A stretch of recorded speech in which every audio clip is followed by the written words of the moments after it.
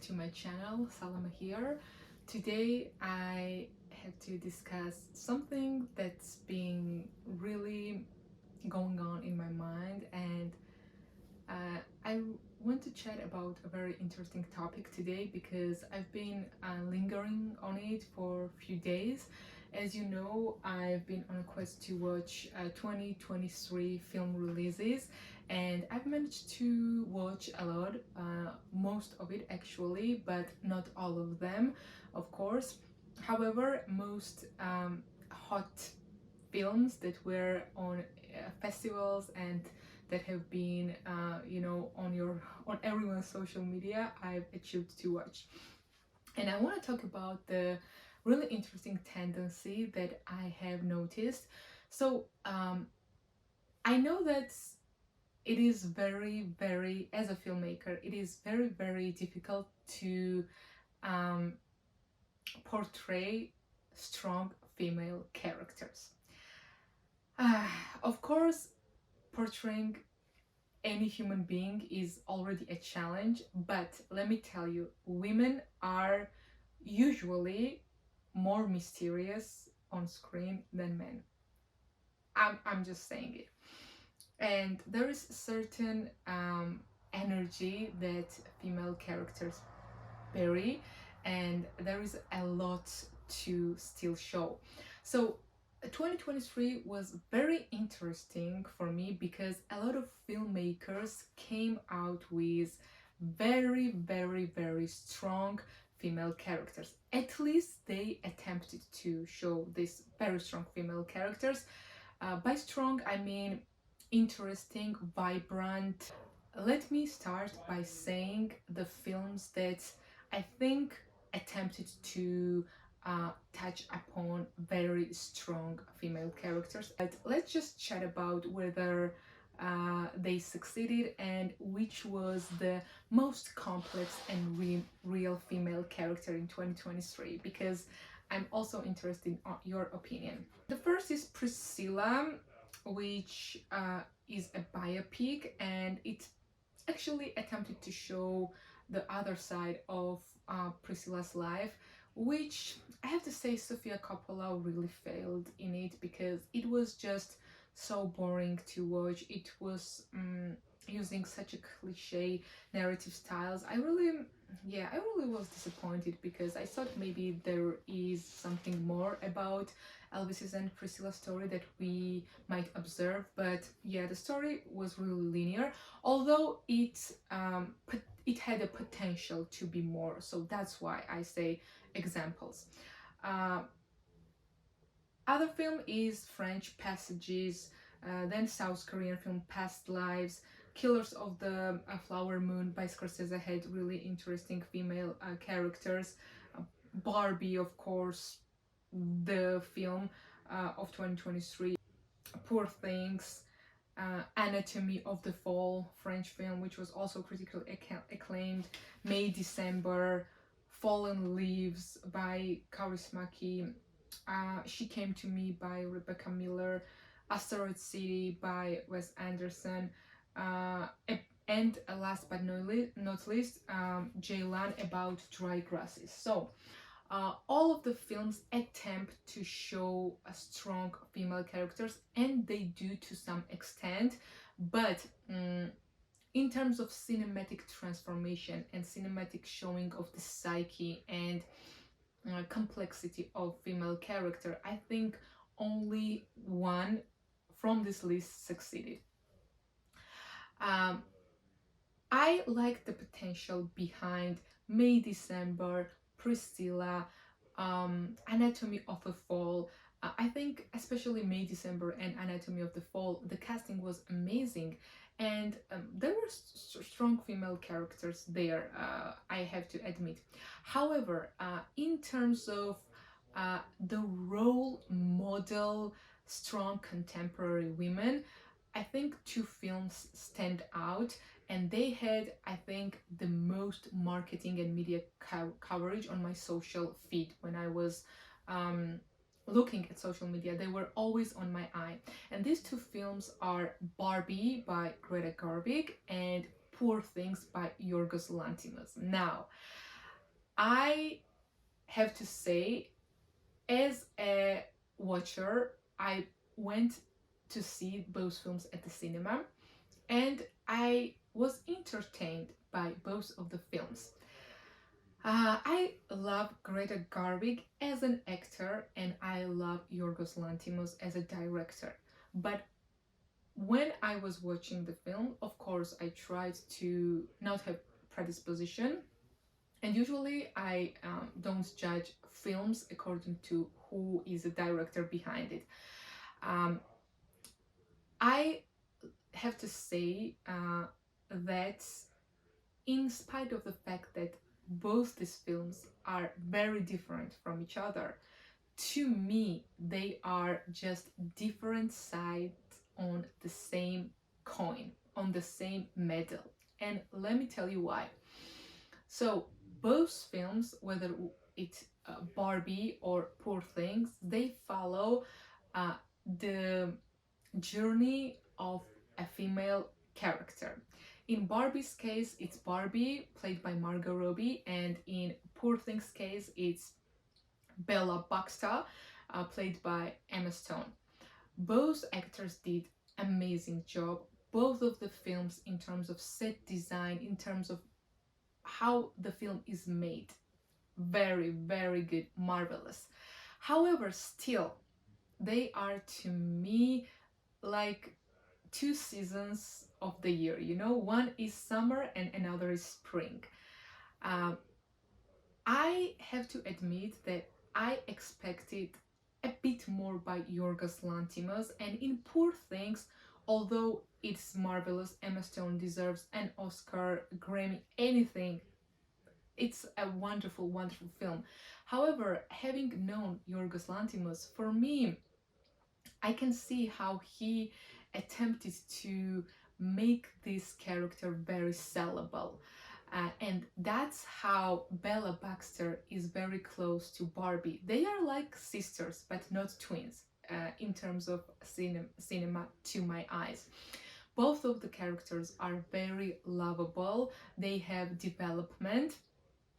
Of course, Yorgos Lanthimos is a mastermind, and basically at this point he can sell everything he wants, but I think he really has a good gut feeling, and he knew what would sell great, and he exactly sensed the need of the audience to have really, really strong female characters. So I think today our audiences really craved and they were ready to receive female characters such as Barbie, such as Bella Baxter. So both of the films are entertaining. I left the cinema really, really satisfied.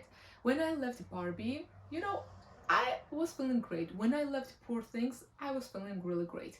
But deep, deep down, this cinematic gut feeling, this cinematic intuition was telling me, oh my god, these films are tailored for masses, for mainstream audience, because they touch upon the recipe and tailor-made subjects that the audience really wants to hear, meaning female liberation, feminism, you know, equality, polyamory, these sexual adventures, and sexual liberalization. And it's very interesting how Barbie is directed by a female director and Poor Things is directed by male director, but they both represent the same ideas.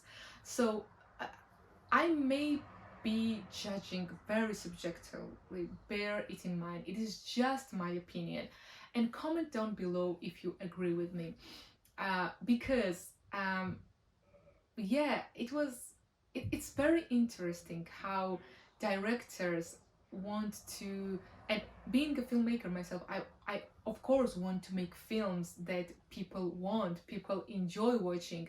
But at the same time, this protest in me doesn't rest that I want something more. I want not the ideas about women not the ideal women, but I want real women. And that's why I think none of these directors, being the great films, the great directors, none of them, neither of them, not Yorgos Lanthimos, not Greta Gerwig, succeeded in creating a real woman character. You know what I mean?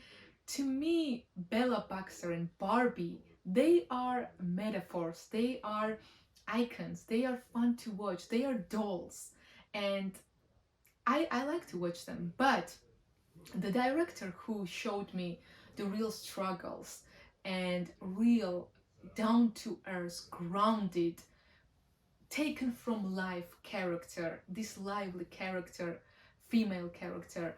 The director who succeeded in creating this was Nuri, Bilge, Ceylan in About Dry Grasses.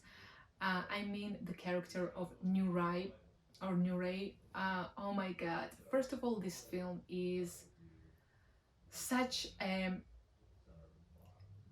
how should I say? You know, I watch a lot of films, and when I started watching About the Dry Grasses, I felt that I was breathing. You know, it's such a grasp of fresh air in your cinematic lungs, if you have cinematic lungs. The character of Nure, the female character of Nure, is the girl and the woman you meet in real life.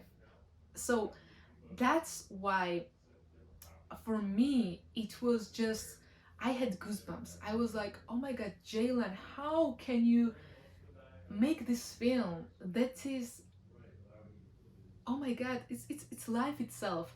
And I know you will say that, oh Salome, About the Dry Grasses is a totally different genre. Barbie and Poor Things are fantastical and fantasy films. I agree with you totally, but we're just chatting about complex female characters. To me, Nure is the most complex, most attractive cinematic character. A contemporary woman who lost her leg in a terroristic accident, and he deals with self-representation in a society. She deals with equal rights. She deals with this, all the things that Bella Baxter and Barbie deal in their fantasy world. Ceylan's Nure deals, but the difference is that her struggles are real because of cinematic storytelling of Ceylan. And I was once again reminded of different approaches of the directors, and respect to all the directors. All the films I mentioned are really good quality, by the way. And I would mention Killers of the Flower Moon, because those characters, especially the character of Lily, the actor, was also fantastic. In my opinion, we are sometimes talking about the same films, you know, talking about what is very visible to us, and forget that the real jewels are kind of invisible, because nobody mentions Ceylan at Oscars or uh, even at many festivals this year. However, this film is just, when it comes to author independent filmmaking, the filmmaking that we love cinema for, Ceylan was the master. And this year he even surpassed, in my opinion, Yorgos Lanthimos. And I want to also remember one film that I talked about previously on my channel, France by Bruno Dumont, and it was a film in 2021, and I was saying that that film is the film of 2021, and I still think that it is really good. The reason why I'm now repeating myself and going back to Bruno Dumont is that Ceylan, like Dumont, created this very real contemporary female character.